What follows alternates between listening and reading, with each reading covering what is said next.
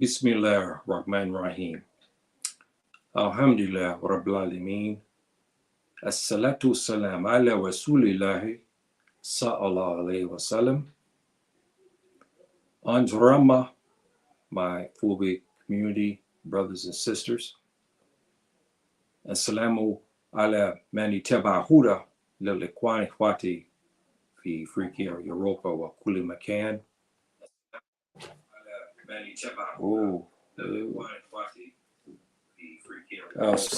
excuse me, brothers and sisters. Here, I got. I'm sorry. Okay. Let me get started here. Thank you, my dear brothers and sisters who are present now and those who will show up in the near future.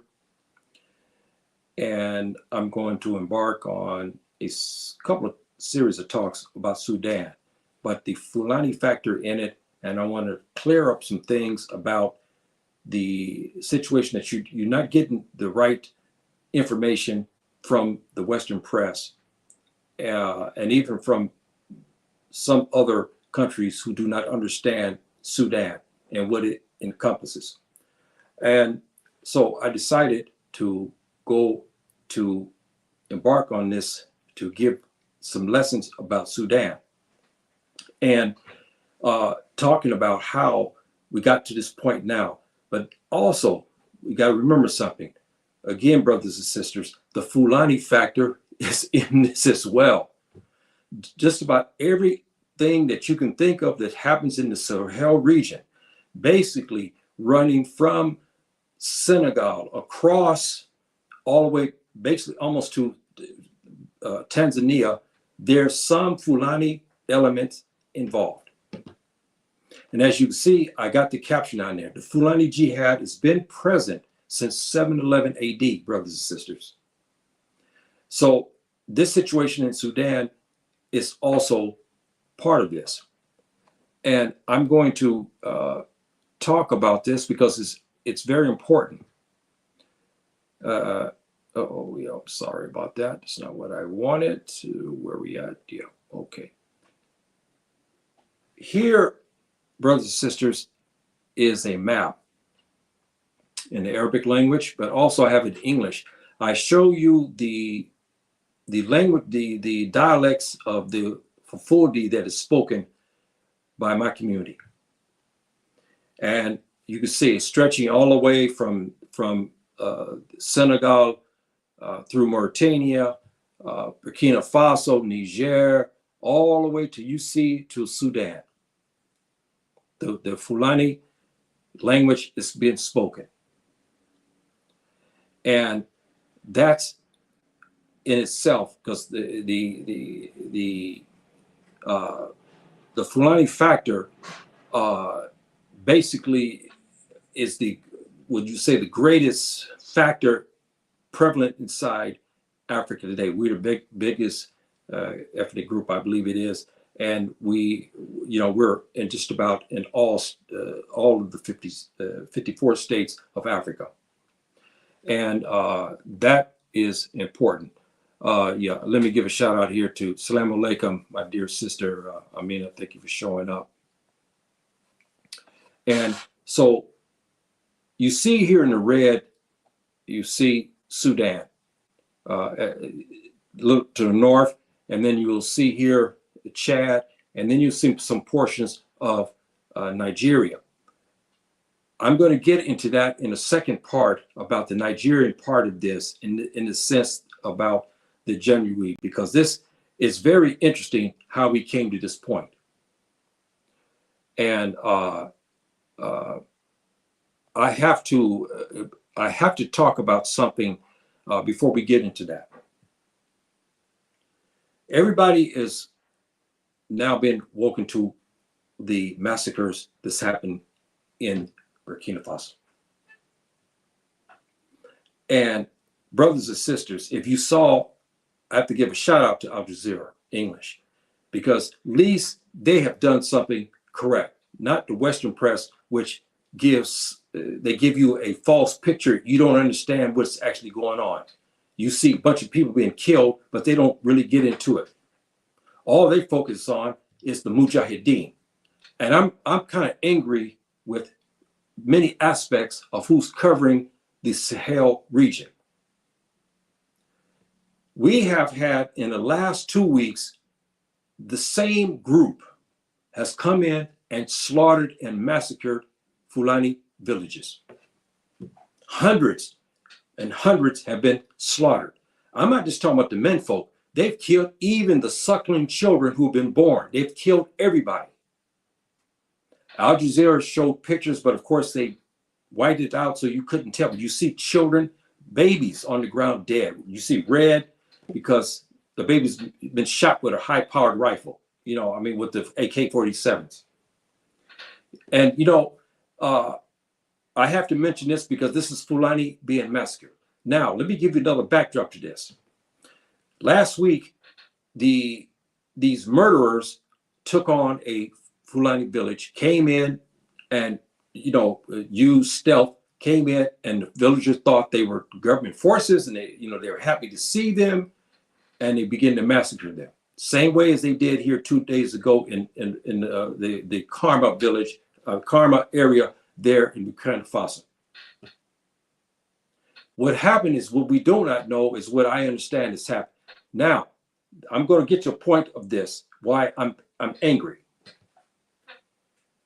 These murderers went in and murdered and massacred over 100 Fulani women, children, men, old men, young men alike.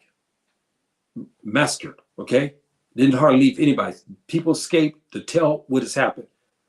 The Fulani Mujahideen groups tracked the bastards down into an area where they have their garrison, the Burkina Faso army.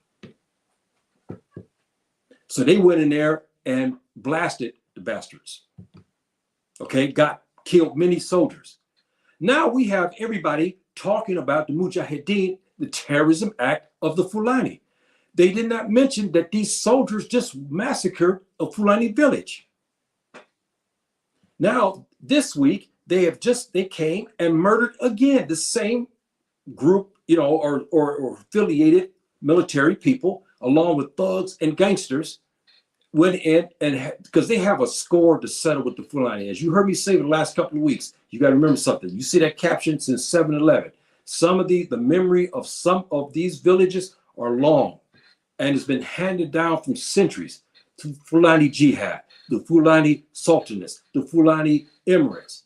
Okay, and they all have gotten caught up. They have been defeated and swallowed up by the Fulani Sultanates. Now it's retribution time on the Fulani, and people who are not aligned with the Fulani are in government services, and they're going there to massacre them. But what I'm trying to point out, brothers and sisters, is the discrepancy and the hypocrisy in the reporting.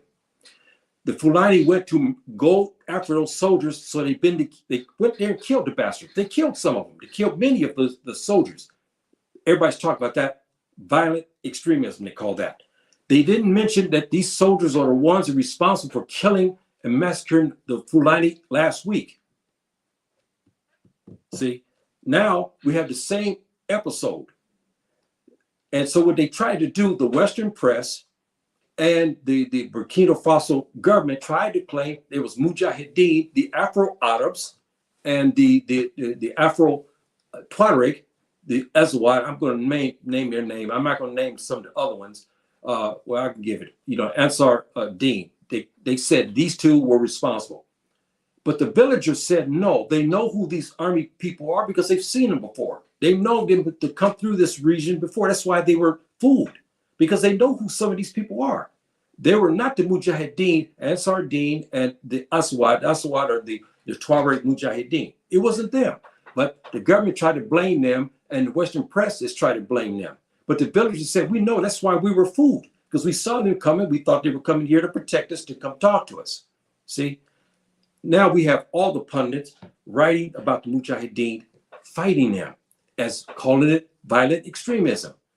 But they failed to mention that these bastard soldiers killed the villages. I mean, the people in the village. They didn't mention that.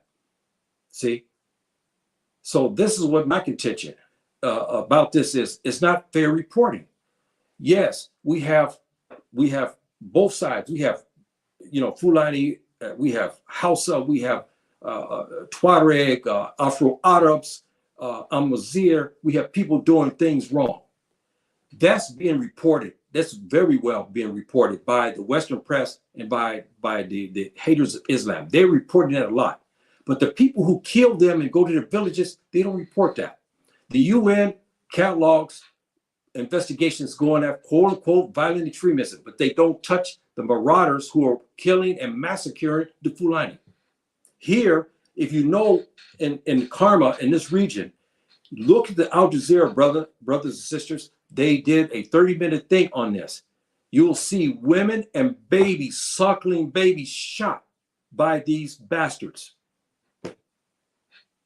And nobody is writing about that. Kudos to Al Jazeera because they exposed it. The man who was interviewed, another man who was interviewed by now he's talked to some of the Fulani press. They told now they're going to go join the Mujahideen because they have no other choice. Their families are gone. The wife, children have been massacred. This is what I was talking about all these weeks, brothers and sisters. We have a problem right now because these brothers and sisters have no other choice. Now we'll have pundits right against this brother here because he's going to go join. He has no other choice. Who's going to protect him? The government forces hire thugs and themselves to go kill Fulani. So, remember I told you, my friend told me, the Fulani brother, he told me, he said, Yahya, what I'm supposed to do? They hit my village. They wiped out everybody. They came back days later to see who was left, and they began to kill again. So the only way they can survive is by joining groups. This is how complex the Sahel region is. So I'm taking the pundits, the Western press to task because they don't touch these marauders. They don't say nothing about them. They only talk about the Fulani who go now to go kill them. Then they write, violent extremism. They just killed 40 soldiers. Well, why they didn't mention those 40 soldiers involved in massacring Fulani villages for a couple of months now? They were located and executed. See, so we have to talk it right here. Now, enough said on the Burkina Faso situation, which is horrendous. Now, let's get back to the task at hand. We're talking about Sudan. Brothers and sisters, the events in Sudan involve ethnic and village loyalties. Bottom line, this is the fact here. Those who've been to Sudan, who've lived there long enough to know that even though they're Muslims, but still village loyalties and so forth are still in play here, which it should not be, but still is. And these loyalties, the standing and reoccurring village and ethnic hostilities, they've been going on for centuries. They still do play at this particular time. Now, what's adding fuel to this, the gasoline to this, is the Western people, powers, Tuba powers, are backing certain ethnic groups, the government and so forth, and their alliances they have with certain villages in Sudan, right? But Jazeera Arab are backing the other side that you see, what they call the RSF. I'll talk about them, inshallah, here shortly. And they add more confusion to this because they begin to designate people, certain people as Arabs, and the others are not Arab, okay? So you get confused because you see two black faces. They're calling one Arab and the other one, they're not calling him Arab. See? But both speak Arabic. You see the confusion, brothers and sisters? And this is why when people see Sudan, they don't quite understand what's going on. They're confused. Now, who is Arab? Who is an Arab? Can he look like me? Can he look like you? Can he be white-skinned? Can he be black-skinned? Can he be Pakistani? Can he be Indonesian? The answer to this is yes, because our Prophet ﷺ gave the parameters by saying that the people who speak the language, especially the Muslims, they are Arabs. The Arab League has another definition in this regard about that. I won't get into that because it's pretty lengthy, talking about geographical boundaries and languages being spoke. I won't get into that. But none of it has to do with color. The Western press has made the Sudan problem into a color problem, which is not a color problem, because the people were black. They've been black for centuries upon, for thousands of years. They never have been Tuba. See, so so who is Arab is defined as our Prophet ﷺ has defined them. So both groups essentially are Arab. But the Western press has made it as though one is white and one is black. If you notice, when the Darfur conflict, we had African Americans up in arms with the government of the United States, talking about the white Arabs are killing the black folk there in Sudan, because they didn't understand what was going on. If they understood Sudan, they would have known that the people were black. Both of them are black. Both speak Arabic. See, so it's not a black and white issue here, brothers and sisters. Here it's about religion as well, and village loyalties. And I'll get into some of this as we move on here. There has been a Fulani jihad since the 1800s. This part of it also, okay, well into the 1800s. And the famous of this, we have to say, was Uthman den Fodio, okay, which we call Usman, Usman den Fodio's English. But in Arabic, it's Uthman den Fudi, okay, in Arabic. It's what we call this great ancestral Fulani brother.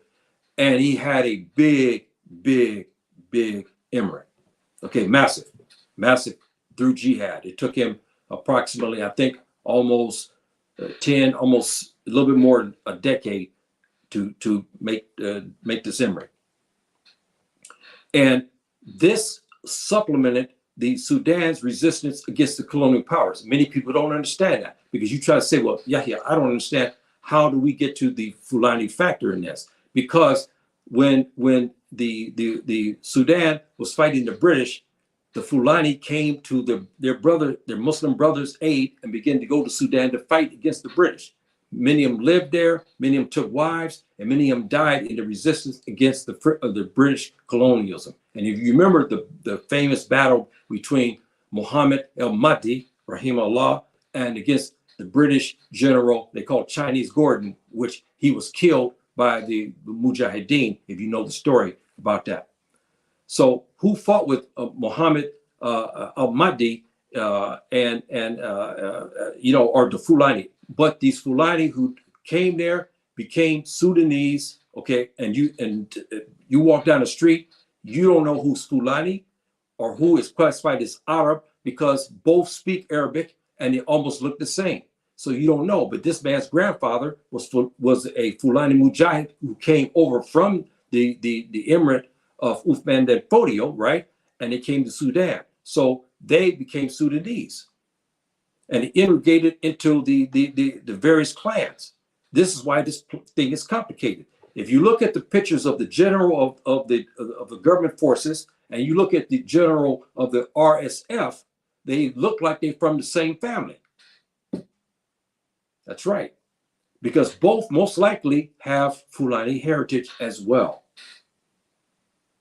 See, and this is the part is being obscured because they throw out all kind of titles for these people. So what you see today in Sudan are the two Fulani factors. The Fulani who are the descendants of the 1800 jihad in Sudan, and then you have the recent migration of the Fulani to the north and the south Sudan as we understand it today. But mostly to the west is where the Fulani had stayed there and amalgamated with the village clans there. They're all mixed up. So we know many of them have Fulani heritage because they intermarried with Fulani. You understand? So, but they're still called Arab. You understand the confusion now, see?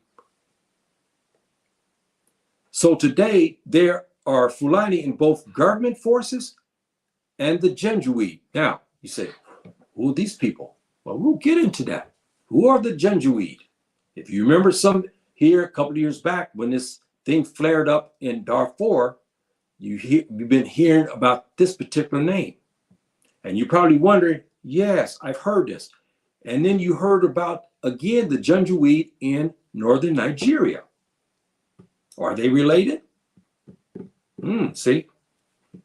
And again, the Fulani factor is involved in that.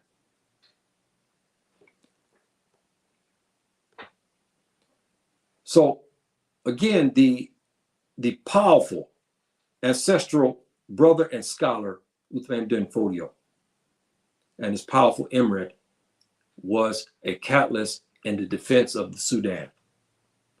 No doubt about it. Thousands of Mujahideen, Fulani, and Hausa. And there's another element we don't never talk about. I was talking about that today with another brother, who's Hausa Fulani, because the ethnic groups have mixed, and because especially in the Uthman Denfodio's emirate, there was a lot of mixing, not racial mixing, but ethnic mixing and cultures and stuff. And Hausa and Fulani are very similar, but they're still different in language. But they married, and we have what is called the Hausa Fulani man and woman. Those individuals, along with Fulani, went into Sudan. And we know this is to be the fact. The Hausa and the Hausa Fulani left the emirate to answer the call of jihad in Sudan under Mohammed Mahdi. They arrived in thousands. So they settled in western part of the Sudan, in the Darfur region, the region of contention. They settled there. And so again, brothers and sisters, you see the map. If you see Nigeria, which is over to the left, you see the little small speck of red to your left. That's northern Nigeria, okay? Now, you go across this Chad, and then you go further north up there in the red, that's Sudan. All of this is intertwined, brothers and sisters. All of this is intertwined. That's why the issue about Sudan is complex. It's not as simple as you think it is, or what you see on TV or what you heard. It has to be broken down. It's like you have to have a play card. You got to understand who is the players in this, involved in this. And it's complex because there's been a lot of mixing going on for 100 or more years there in this region, and it's causing this conflict. And then the Western powers are adding fuel again to this conflict, which makes it even far more worse. So the Fula community today is about 300,000. Okay, there's 300,000 involved. I mean, who are living in. They're clearly Fulani, and they speak what they call Sudanese Fulani dialect. As you saw on my map, I showed you that there's a distinct dialect being spoken there in Sudan. They're Fulani, but they call it Sudanese Fulani. Okay, who they speak this dialect. Now, this doesn't account for the other of the Fulbe who have outright intermarried. I mean, have messed with clans, and now are part of these ethnic groups there, which are many, and they have Fulani blood because they married the women there and then mixed. So this doesn't account for those who is assimilated with the Afro-Arab clans. Again, you see Afro-Arab, you think of Tubab. None of them are Tubab. All of them are black. Yes, they range just like African Americans. Some are light brown, some are very dark brown. That's the range of color these are. So to the west and the southwest of Sudan, this is prevalent there because the range of color. Now, I'll get into another part of this here shortly, but the quote unquote Arabs are ranging from just like African Americans. Some are very light, some have straighter hair, some have curly hair, some have very kinky hair. This is how these clans are in the Darfur region, okay? Like this, the Arab clans, okay? I'll talk about the others here in a second. The ethnic breakdown of Sudan is literally of people identified by color. Color meaning here, this is where it gets very complex and comical. When I was in Sudan, I saw people, I mean, some of these people I never saw people quite like this before. I've seen a lot of dark-skinned people there in the United States, but never people like this color. They were darker than these people, the ones I saw like in the South. I remember back in Indiana and Kentucky, not Indiana, but in Kentucky, I went through, I saw some very, very, when I was a boy, very, very black men, okay, very dark-skinned. They were not like these brothers. Here, brothers and sisters, we have what we call blue blacks, and we have green blacks. This is the contention I was talking about. These two, the blue blacks and the green blacks, are the original people. You understand? They were the original people who came through the Nile, okay, and settled into what? Sudan, present-day Sudan, into Ethiopia, and to Egypt. That's right. If you know the history and the hieroglyphics, they tell you where they came from. Don't listen to all this crazy stuff that you have racist Egyptians now talking about. They have some program now showing Cleopatra and the Egyptians as brown skinned and all that, and they're upset saying no, they were white. Wait a minute, brothers and sisters. The hieroglyphics explain the story. If you look at the Book of the Dead, it explains what the hieroglyphics, they told where the Egyptians originated. They didn't say they originated out of England. They didn't say they originated out of France or out of Russia or Chechnya. They said they came from Lake Victoria region. They came from the south. Now, where is that region? That's way down south, right? It's where the black folks are. Fulani Sudan, right? The land of black people. They originate from there. And they said they took their boats up until they landed into Sudan, into Habasha, Ethiopia, and into Eritrea and all those areas now. But there was no such thing as that. That was Nubia. And they went into Egypt. They were all black, okay? Now, the green, black, and blue blacks, brothers and sisters, when I was there, I saw them. Some of the brothers are so dark, so black. They have a greenish tinge to them. Then you have others who have a bluish tinge to them. This is why they call them green blacks and blue blacks. There's names for them in Arabic. I won't get into that. So you have the three clans. You have those who are classified as Arab because they speak Arabic language, but even green blacks and blue blacks speak Arabic too. But the clans who range in colors from light brown, okay, again, to dark brown are classified as Arabs. When they're blue black and green black, they're classified as Nubian, okay, Nuba people. You see the picture of what I'm getting at. To break it down for you, brothers and sisters, how complex it is. The green and blue blacks are the Nile keepers because they are the original people there in that region. And the ancient people who also dwelled in Egypt. We know that. We know this by DNA as well. I have not got into the fray with the Egyptians who are now on TV and they're in Facebook, they're Twitter, screaming and hollering racist epithets against black folk.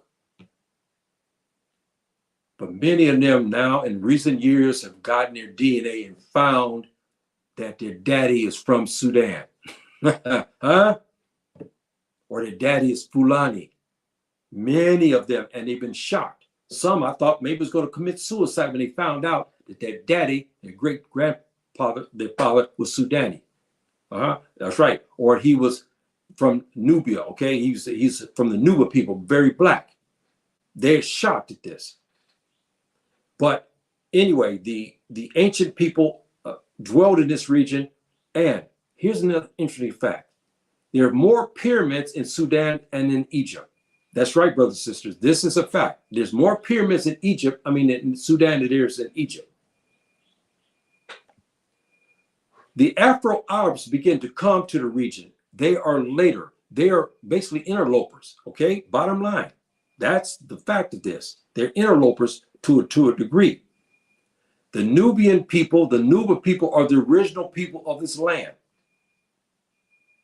So the arrival of the Afro-Arabs from Jazira Arab is true, but they weren't Tubab. They were already Afro-Arabs. I want to do something on this again to show a map about I did a program on this about a year ago or so, but I'll probably do something again on this concept of Afro-Arabs and where is the Afro-Arab belt, because there's a lot of misconceptions. And so some begin to mix with the people when they came in the region. We know that because Islam and everything begin to mix. But now that mixing is stopped because they have a caste system there that's very rigid, very, very rigid. Then the second arrival of Afro-Arabs again into the region, adding more to this. Then you had the Fulani factor. They became in the region and disappeared to a degree because they were no longer as Fulani people. They were now Sudanese people and Arab. Even though they spoke Fulani dialect, but still they spoke Arabic too, but they classified as Arabs and not Fulani. The recent arrival of the Fulani, like in the South, Sudan today, they classified them as, as Fulani. And the recent arrivals, they classified them as Sudani because they kept their identity and language. But when the jihad came in the early, in the 1818, something around there, after Upan and Fodio passed on, Rahimullah, after he passed on, then this jihad, they went over there around about 1818, 1819 to begin to go to Sudan to fight. Now, the Afro-Arabs, and it's still happening today in Sudan, brothers and sisters, they have enslaved green and blue blacks. And I was trying to get to ascertain when I was in Sudan in 2008 to understand this aspect. And I asked questions about this. So I began to ask, I said, okay, I'm a Muslim. This man has his daughter, but she's a green black. He said, you can't marry her. So then I said, okay, how about over here, the blue blacks? She's a Muslimah. You can't marry her. You have to marry among the Arabs. This is starting to break down some, but it's still prevalent today. So every time when I talk to somebody about this, they kept you in your division, in your lane, so to speak, because they said you're Arab, because I look like the Arabs of Sudan, which is true, because I have relatives there. I told you, I got DNA there. I have relatives there. So they said you have to marry among the Arabs. You can't marry green and blue blacks. Now, I have to interject something here too, brothers and sisters, as you see the caption here. Irrespective, now you see in Facebook now, there's people showing pictures. Let me tell you something. Many of the green and blue black sisters are something else in beauty. Brothers and sisters, they have a unique, outrageous beauty about them. Many of them have perfect complexion. They don't need makeup. They don't even need lipstick or any other thing. They have natural beauty. Their skin is glistening. They are beautiful. No blemishes. White teeth. Beautiful bodies. And their beauty is outrageous because you can't find the flaws. And you've seen pictures now of some of the shapely Nuba women.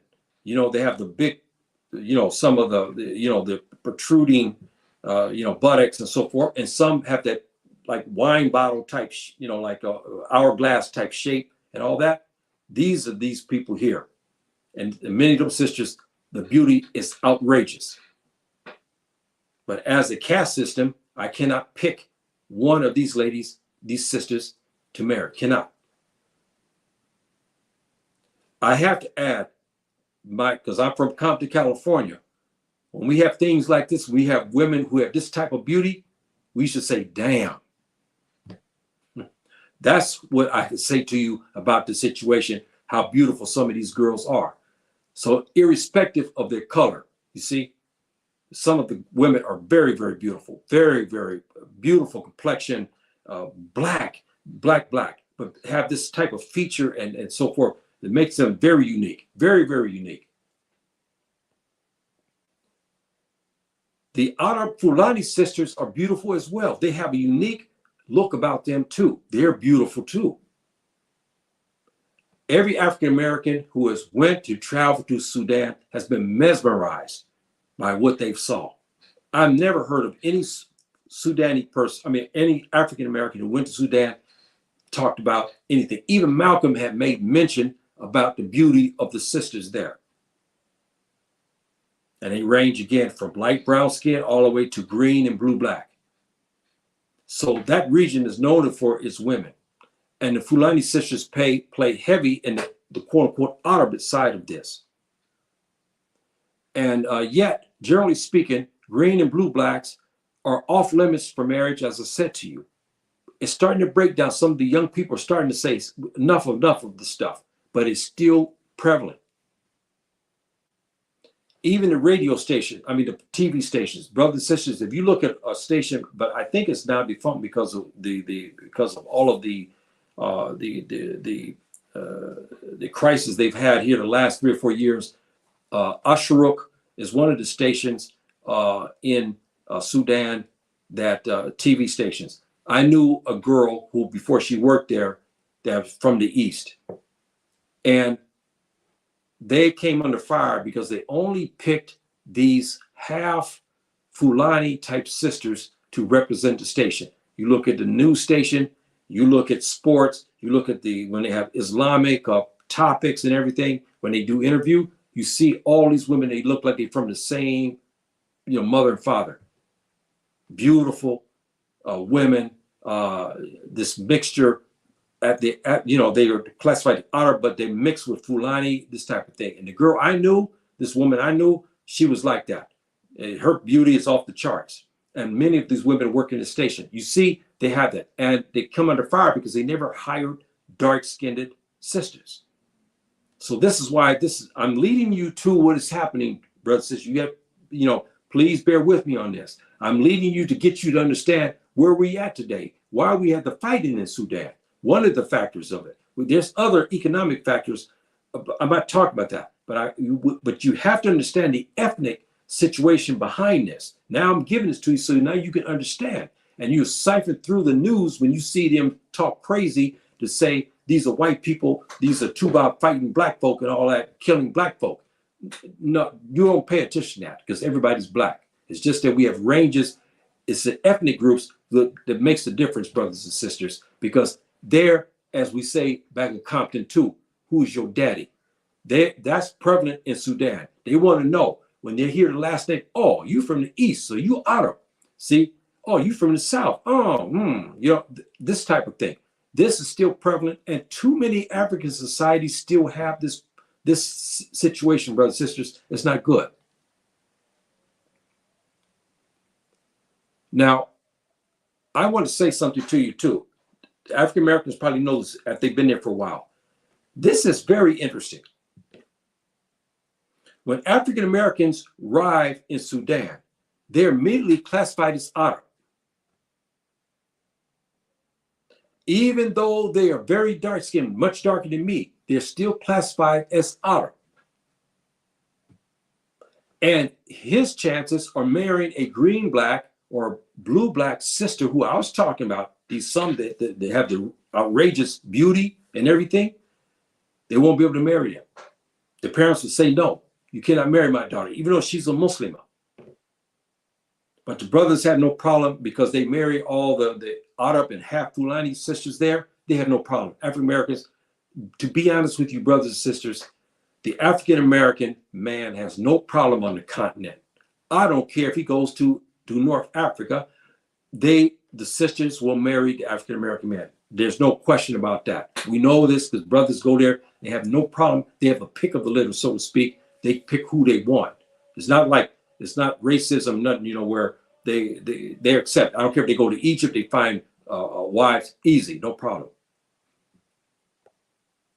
So generally, they fall as a classification of Arab because of the color, of the lightness of skin, and the color variations. The green and blue blacks are, you see all, they have the same blackness of skin, bluish tinge or the greenish tinge. But the Arabs are very light, some are very light skinned and some are very dark brown skinned, but they're not black. You don't like the green and blue blacks. You see the complication of this. So you have to stay in your lane, so to speak. You have to seek out friendships and so forth with those in your particular group. This is how Sudan is still run today. And these are loyalties like this. The green blacks and blue blacks kind of stay with each other to a degree, but green blacks more or less stay with green blacks. The blue blacks with themselves, and the Arabs, okay, with themselves. And this is the problem that you had leading to what is happening today, brothers and sisters.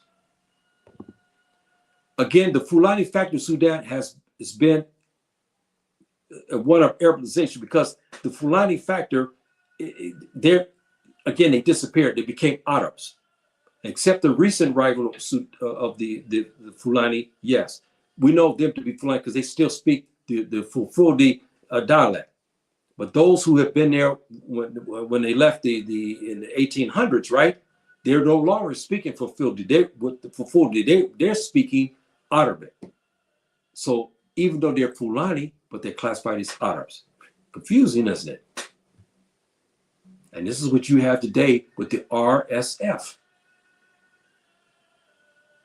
who cleaned up the name of Janjaweed to take this RSF. I'll get to that. Now we start getting into the crux of the problem. If you look again at the map, you see Sudan there. Remember to right upper top right there, Sudan. I know you can't read Arabic, but you see where in English it says Fulfulde Sudan, okay? Now, that's Sudan right there. If you look to your left, is the southwest portion. The ex-president began to, again, play another division. He said that if you were Fulani, meaning if your daddy came in the 1800 jihad to supplement Muhammad al-Mahdi, rahimahullah, and his resistance against the British, or if you're a recent rival of Fulani, he said you could not vote. This caused many Fulani to be very upset. This would prove again to be a catalyst to the jihad in Sudan, the recent, more modern jihad in Sudan. So what happened was the Fulani did two things. Matter of fact, more than that, they did a couple of things. Some began, in order to infuse themselves into the Sudan culture, they began to marry going to the east, going into Khartoum. They start to marry in there and families. They got intermixed. So now they were no longer Fulani anymore. So they didn't know who, when it's time to vote, they didn't know these people here. They might have been Fulani, yes, but they didn't know that. Meaning the government officials didn't know they're Fulani because they said they're Sudanese.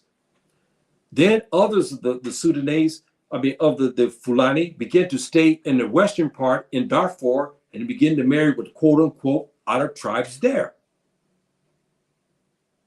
Some left to go further south. Then others began to go westward into Chad. See? And so this, again, brothers and sisters, adds to the complication. And I must add that the current situation is dire. Our brothers and sisters in Sudan are very struggling. Many don't have water. They don't have toilets. They don't have nothing to eat. So disease is going to set. Their people have been killed. And now there's been other reports, planes are coming in, they've been shot at. People are now, some of the residents from different countries are taking buses to go to Port Sudan and so forth like this to escape. I mean, it's a mess and it's getting worse. It's not getting better. And it's very, very complicated, the issue. Now we get into this part. If you remember what happened in Darfur in the early 2000s, they were commissioned by the ex-president at this time to clean up the Nuba people. There was, again, you had Greys, people who had cattle, Fulani mixed with Arab, okay, in Sudan, and there are many clans, and they had cattle, okay, just like Fulani do today, and they began to have conflict with the Nuba people who were farmers. It started the Darfur conflict. The president commissioned a group which they call the Janjaweed. If you understand this in Arabic language, Janjaweed means jinn and then horses, but it's a negative jinn on horses. You understand? It takes on a negative connotation. This is why even if you hear the word Janjaweed, if you speak Arabic, it has a evil connotation to it. And this is what they were known by. They were commissioned by the ex-president to clear out the green and blue blacks. That's how, so you understand now what I'm talking about. The Nuba people, they were commissioned to run them out of their areas. And many of the Janjaweed have full of heritage, as I explained to you, because of the amalgamation. But when the ex-president of Sudan issued that proclamation to stop them from voting, it didn't work because they didn't know who was actually Fulani, except they knew the recent rivals. Yes, they stayed in their own communities. They knew those groups, but how about the other ones who mixed with the Arab tribes? So it was very complicated. And the Janjaweed is mixed with this. And so he knew this, but yet he commissioned the Janjaweed to do this dirty deed of running the green and blue blacks off their traditional land. And this caused the situation to occur. A split began to occur. We start to widen now. The green and blue blacks through Sudan were against the quote unquote Arabs. This is another catalyst. This is why this situation is bad. Okay, this situation is terrible. And with that said, some of the Fulani communities gravitated towards the government positions. So today, brothers and sisters, you have government forces and the RSF, who were nothing more than Janjaweed, right? Janjaweed. They're fighting each other.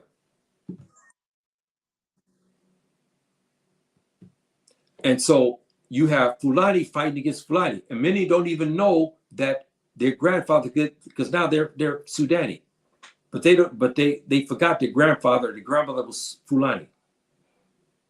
See, so they're fighting each other, and so these loyalties and stuff mixed with the Arab clans, especially the Darfur region, is an integral part of this problem, and the Janjaweed became very powerful, brothers and sisters. So powerful that they even roamed into Libya. So powerful that they were commissioned, and Saudi Arabia sought them out to come to fight in Yemen against the Houthis. Remember, there in Yemen, to try to expel them out from Yemen. It didn't work, as you know that. But many of the Janjaweed died there in Yemen. The Saudi Arabia asked Sudan to send them because they had a reputation for ruthlessness and they were good fighters. See, so, and these Arab tribes mixed with Fulani, they're herders, okay, cattle and so forth. Some are, agriculture, but a lot of them herd, cattle and so forth and so on. And when they get together, they're in a unit, they're very difficult to defeat. As the government forces know that, and they're fighting them today, and they're not easy to defeat because the Arab, the Zero Arab, and the Arab clans across the Muslim world are supporting them. So this is, again, so you are starting to get the picture. The Western press notoriously lists these all as Arabs. And they say, okay, Arab, and that's it. But I was always wondering, well, wait a minute, why they look like this? Where did they come from? And who are their clans? And when you begin to read and understand about their clans, then you begin to understand the full picture. So so this fueled the struggle between the Tuba Arabs and the black folks. Now, here's the thing that they tried to, again, brothers and sisters, they tried to claim that the Janjaweed are white or Tuba. Not the case. They're black. They're light brown skin to dark brown skin. They're still black folk. See, so and again, this is a total lie, and it is because they wanted the Western black folks to be mad with the Sudanese people and say, "Hey, man, I didn't know you were like this. I thought you were brothers, and you got white Arabs killing blacks." It's not the case. It's not the case, brothers and sisters. It's not the case. The making of the Nigerian Janjaweed. Now I'm getting ready to close here. The making of the Nigerian Janjaweed, known as as the notorious Fulani herdsman. I'll get into this the second part, inshallah, ranging from Chad, northern Nigeria, and Central African Republic. You saw the map. If you saw the map that I showed you here, you see they're in Central African Republic as well. The Janjaweed are nobody to play with, brothers and sisters. These guys are fighters. Their jihad is strong, as the government forces know. The government forces and the Janjaweed had they both were commissioned by the ex-president. The ex-president made a decree in 2013 legalizing the Janjaweed. The criminal courts, the UN criminal courts, after the Janjaweed saying it was genocide because they killed thousands of Nubian Nuba people, green and blue blacks in the Darfur region, and they said that the ex-president Bashir was behind it. He authorized it. He sanctioned it. So that's why the criminal courts of the UN is after many of the Janjaweed and Bashir and some of his former officials. So you can now get the picture of this struggle that's happening. And I'm leading you to the point. So I want you to understand, now you know who the real Arabs are. Now you understand who the Nuba people are, the green and blue blacks. Now you start to get the picture about the Fulani, how they played the factor in this. The fighting today is that. Now, what is the government saying? The government keeps saying that the Janjaweed now, after sudden, because they don't use them anymore, now they want to fight for power. They said they call them outsiders. Because why are they outsiders? Because their grandfathers are Fulani. Now you understand what's happening, brothers and sisters? You understand now? See, the government's saying that the Janjaweed now are quote unquote outsiders because they're originating, because their daddies and grandfathers originated out of, not from Sudan, but out of Nigeria and so forth and so on, out of the Caliphate. Okay, not Caliphate, excuse me, the Emirate of Uban and Fodio. They know them to be part what? Fulani. So now they're calling them outsiders. And they said they should not be able to hold power. This is the conflict that we have, brothers and sisters. And then in the mix, we have the Russians and the Americans who are fueling it as well. And you have the Jazeera Arab, they have their hands in it. You have the Turks, they have their hands in it. We said the Russians are involved. The British are involved. You have a lot of hands in this, and all are spilling fuel to a fire, and it's spreading. So as you see now, picture this, brothers and sisters, that we have a raging fire of confusion. Who's Arab? Who's real Sudani? Why the government is saying now that the Janjaweed, the RSF cannot take power because they're outsiders, meaning their daddies, granddaddies were Fulani. This is the code word, what they're trying to say. They're not real Arab. See, this is what they're trying to say. They're trying to say they're not real Arab because they have Fulani heritage. Now you get the picture, brothers and sisters, the complication to the situation. And this is very technical, maybe a lot technical for a lot of people, and maybe not even interesting. But again, you should always try to seek out rounded education, brothers and sisters. Don't be focused. A problem with black folk in particular, especially in the West, is you only look what's in front of your feet.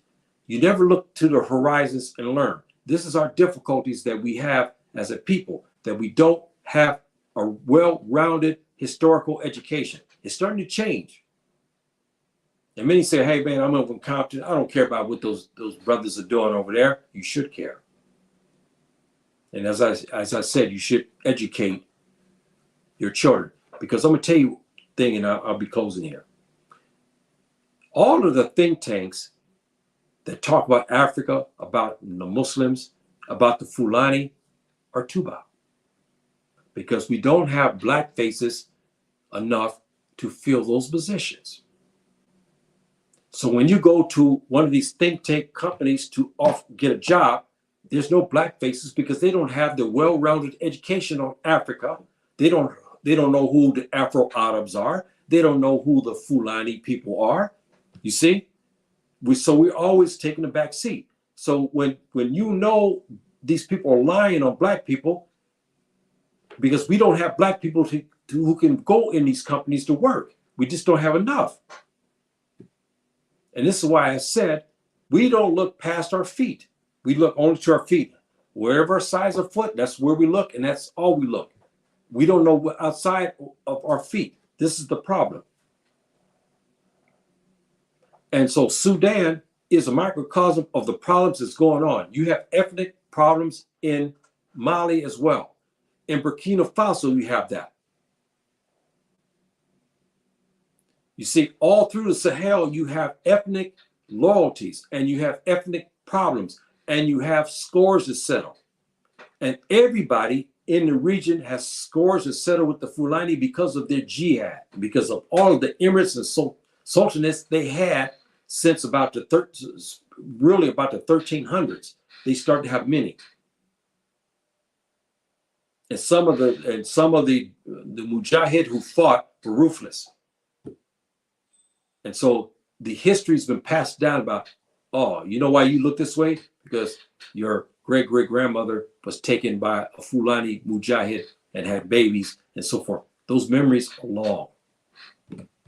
And so that's why the reckoning has been happening on the Fulani villages, which is wrong, okay? And they're killing innocent. What is a 6-month-old baby has to do with the 1800s, brothers and sisters, huh? Or some conflict now. What? So you go in the village to kill the baby, see, to wipe out their seed. That's what they're trying to do. So they cannot reproduce. This is how serious the situation is for Burkina Faso. And now you understand why the Fulani jihad in Burkina Faso is strong. There's a conflict, brothers and sisters, and I will be closing here because this is important for you to understand so you can decipher the news so you don't get fooled by these think tanks. In Burkina Faso, there's a situation that's brewing big time. Let me see if I can get this map here. Okay, you see the green there? I remember I talked about maybe there's going to be an emirate, maybe in a year or two, that's going to be taken by the sword, ranging all the way again from Niger, Burkina Faso, going through Mali, and then into the southern part of Mauritania. As you go to your left, to the ocean, that's Mauritania. You see this here. Now, the situation of this is that Burkina Faso is the dividing line. There's rumors that said that the Fulani, the resistant groups, have talked to the Azawad people and the Ansar Dine people. This is what has been told, and told them that they cannot cross a certain boundary within the area because this is Fulani, and they won't let them come and to enter into Niger and so forth like that because they say this is the Fulani range, this is ours. This is again added to the complications on the ethnic divisions. So the Fulani Jihad has warned them, don't go past this area in Burkina Faso. We'll let you have this part, but we won't let you have the other part of Burkina Faso. What I understand now is the killings that happened here, they crossed this line. But now we found out from the villagers, it wasn't the Azawad, it wasn't the Tuareg, it wasn't the Ansar Dine, because I can't see them, even though they're ruthless, to go in and kill women, children, babies.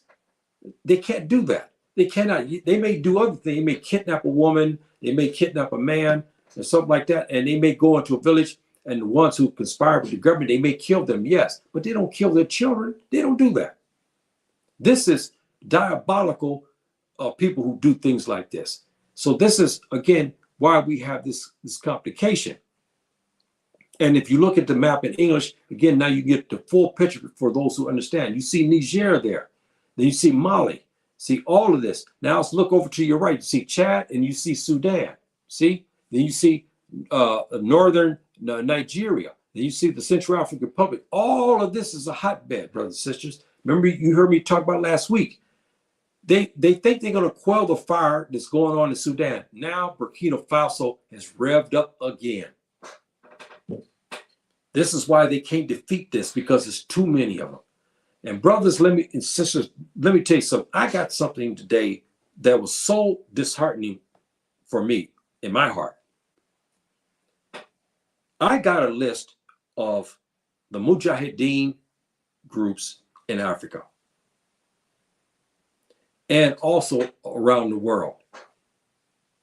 The Islamic movement of jihad is now worldwide.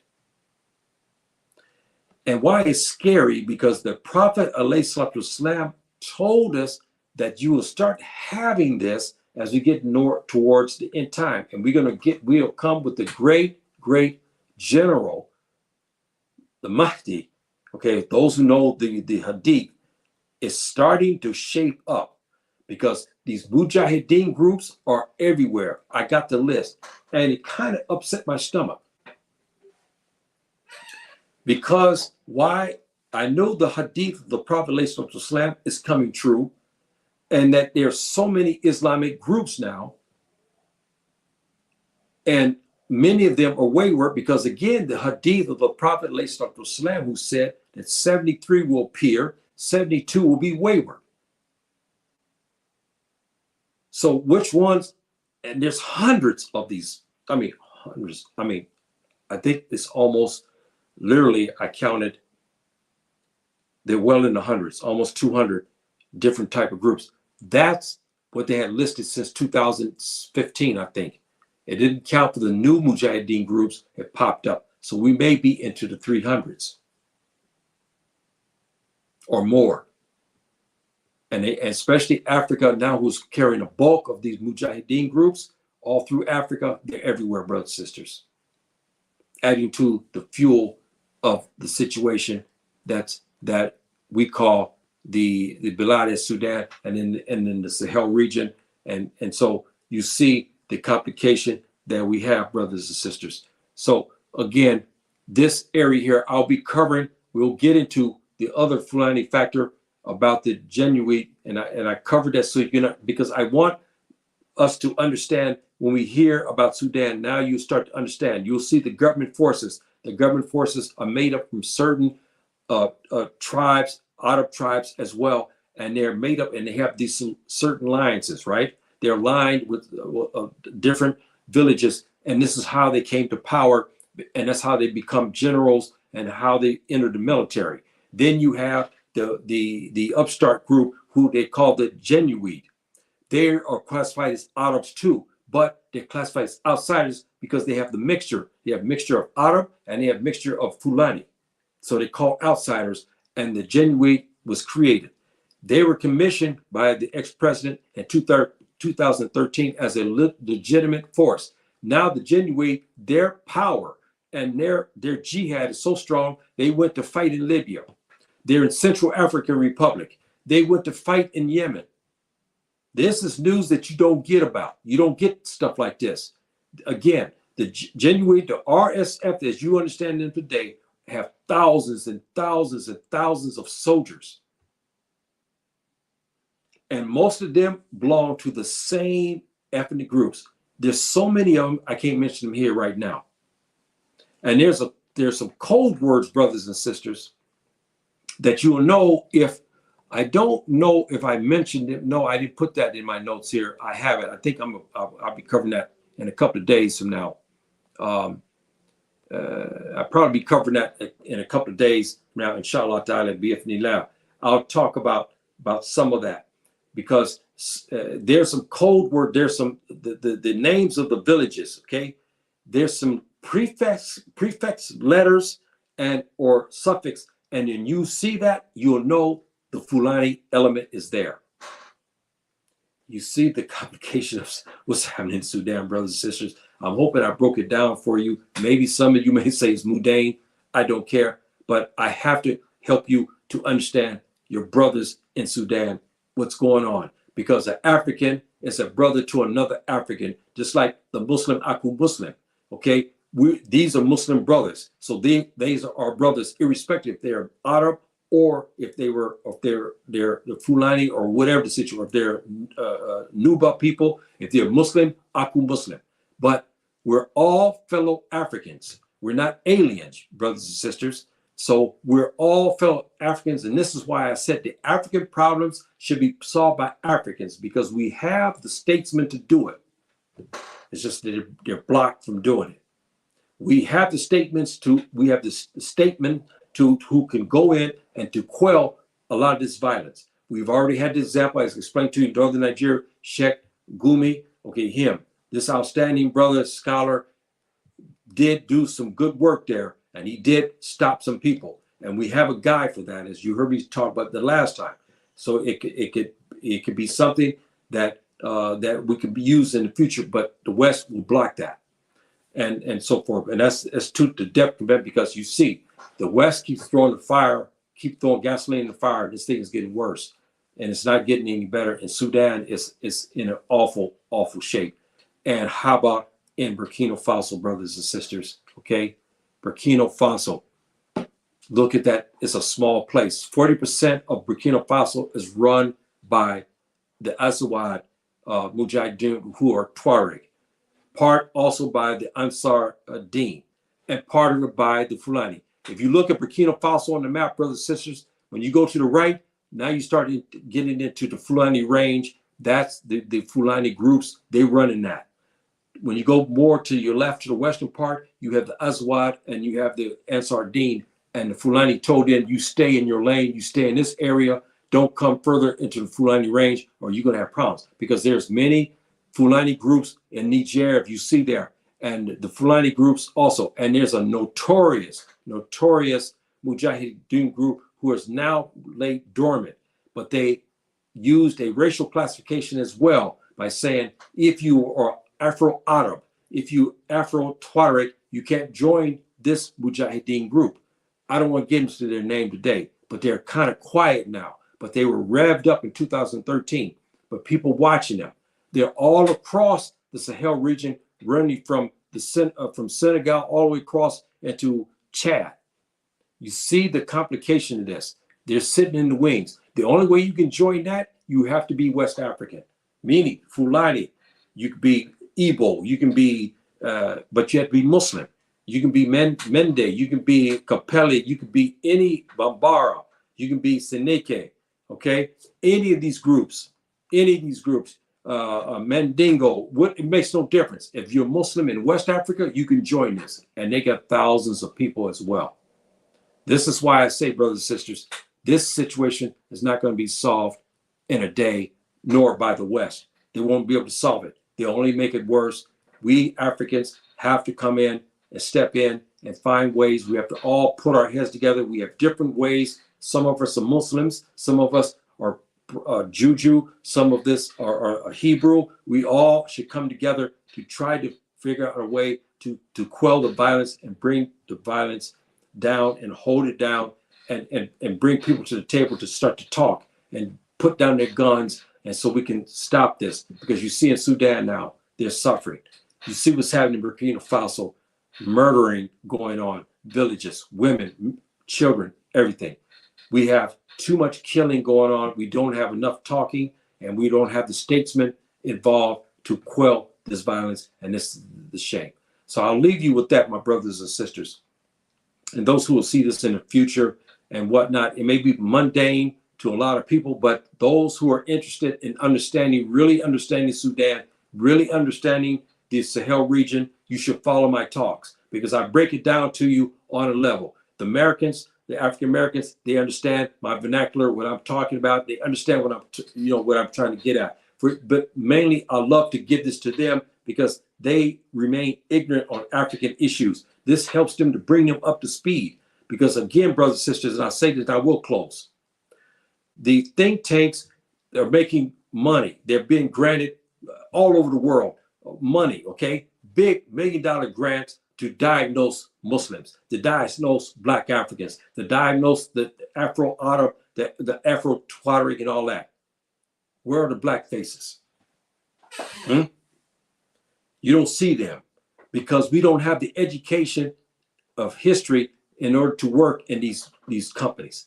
And these people pay them very well because they got big grants. They sit there, they can't speak Arabic. They can't speak Hausa. They can't speak Fulani. They can't speak Mende. They can't even speak Wolof, okay? Or Jolof. They can't speak any of the African language, but they make $100,000 to diagnose us when there should be black faces doing this. Because many times these guys who diagnose us are racist and their perception of us is not right. And they put misinformation down to mislead, and that's not right. But because we don't have the education, because we have the apathy, we don't care about anything past our feet or only in our area of Compton, we don't want to know about anything else, we're lacking. Because we need black faces in these think tanks today and even in the UN to help to make the story right about Africa and black folks in it and so forth and so on. We don't have that. But we do have some brothers in there and sisters who are trying to get the message out. We have to give them credit, like the Ambassador Bendawa. His information, as I told you before, he's in Facebook. His information is right on time. He gives you the breakdown to help you to understand what's going on. He just gave something here about which I didn't even know. He gave the breakdown about the planes being shot at by probably the Janjaweed or by the government forces. Most likely the Janjaweed group, the RSF, has been shooting at the foreign planes coming into Khartoum. Okay, I didn't know that the Turks had got shot up, some of their airplanes. I didn't know that. But he brought that fact out and he put that information out. And this is helpful information to understand who's being shot at and what happened. I didn't know the other day that they were leaving from Khartoum and trucks and everything to go to Port Sudan because of the danger in Khartoum. They tried to take a plane out, they're being shot at. So the people prefer to go out of all the fighting in Khartoum and go to Port Sudan, which is way over to port near Red Sea, right? It's a long drive to get over here into safety so they can take flights and get out and go into Egypt and so forth and so on. So this is the complication, brothers, that we have and sisters in the Sahel region. And I hope I broke it down to you. This is long, but this is for the historian people, so you can kind of get a better understanding and you can combat some of the misinformation, disinformation that's giving that is not right about Africa. So I'll leave you with that, my brothers and sisters, with this. Salam alaikum, rahmatullahi wa barakatuh.